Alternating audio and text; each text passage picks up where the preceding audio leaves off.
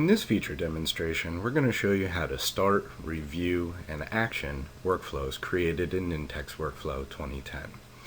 Nintex is a third-party add-in that automates the process of creating workflows by providing a graphical user interface for workflow design. It doesn't require any special tools or developers, and it's quite common for it to be a bit confusing to actually start and manage the workflows created in Nintex. So this demonstration is going to show you how that process works. So I'm going to start off by going into my site collection here, and I'm going to navigate to the project site. In the project site, I have a shared documents library where I've created an Nintex workflow. To start a workflow, it's actually quite easy. In most cases, workflows will start automatically when a document is created or edited, but some workflows require that they be started manually. If you ever have to start a workflow manually, or a business process indicates that you need to get approval on a document before it gets published, you're going to need to start the workflow. And in order to do that, you can select the drop-down on the item itself and select Workflows from the drop-down. We'll see that the workflow is now available within this document library, and I can select the hyperlink to initiate the workflow, and we get a graphical representation of what this workflow is actually going to do. If we hover our mouse over any one of the actions here, it'll actually tell you who the approvers are for the approval process. It'll also notify you who's going to get the notifications or any messages from the workflow process. So to start a workflow, you hit the Start button in the upper left-hand corner. This initiates the workflow wizard itself, and once the workflow has been started, we'll see that a column within the document library displays the current status of the workflow. I've also run a couple of these workflows in the background to show you what it looks like when a workflow is either in progress or after it's been completed successfully, or if the item has been declined. In order to review an existing workflow, you have to select the drop-down and select View Workflow History. So we'll see the workflow that's actually been run against this item, and we'll see who initiated the workflow, when it was started, and when completed if the item itself has been completed.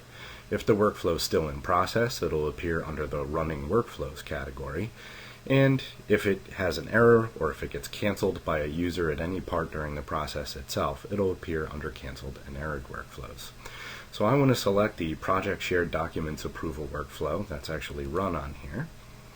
And this shows me a graphical representation of what happened during the workflow itself. So we can see that the item was initiated and it went through the approval process. Any action that's been completed successfully appears in green. Any action that's run in error will actually show as a red title bar on the top of it, and any action or branch of the workflow that isn't reached, for example, in this case the item was approved, so it never went down the declined branch. So this item appears in gray, indicating that that branch of the workflow is not needed or that workflow action hasn't been reached. If a workflow has run in error, for example, I'm going to navigate back to the Shared Documents library, and I'm going to view the workflow history on this item. And once again, I'm going to select the title of the workflow itself. We'll see that the item was declined. If I move my mouse over the icon itself, I can find out that Robert King is the user who rejected the item itself. Laura Callahan never got a chance to approve it because Robert had already declined it, and the notification was sent out successfully. So that's a good indication of the color coding. There's one other color code, and that's a yellow or amber color title bar on the top, and that indicates that that action is actually current or pending. So I'm going to navigate back to the Shared Documents library and take a look at the workflow that we just initiated.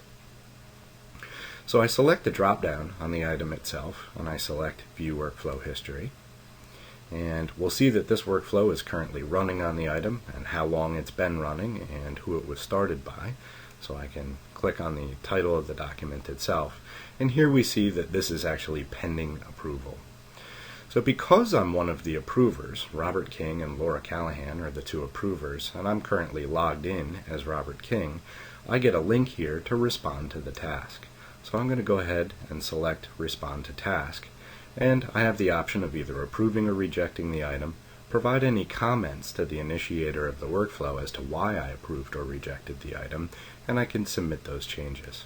So I'm going to select Approved and type a message to the initiator. In this case, it's myself. Of course, I think my own work is good. I'm going to go ahead and hit OK.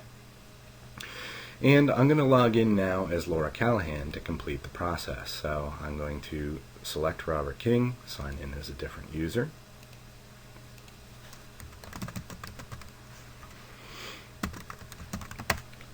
Alright, and now that I'm authenticated, I'm going to show you one of the other ways that we can respond to a workflow task. Now, workflows will notify you that you have a pending task by email. Usually within that email itself is a link to the item that requires approval, and you can go in from the screen I just showed you. Alternatively, approval processes or any workflow task that you've been assigned is created as part of a tasks list. So if I select tasks for the document library, we'll see that I have a pending approval for Laura Callahan, so I can select that item and I get the same menu as we saw before. I can go ahead and approve it, and I can go ahead and hit OK. And I've now responded to that workflow. So that concludes the demo on starting and reviewing and actioning a workflow in Nintex. Thank you for your time.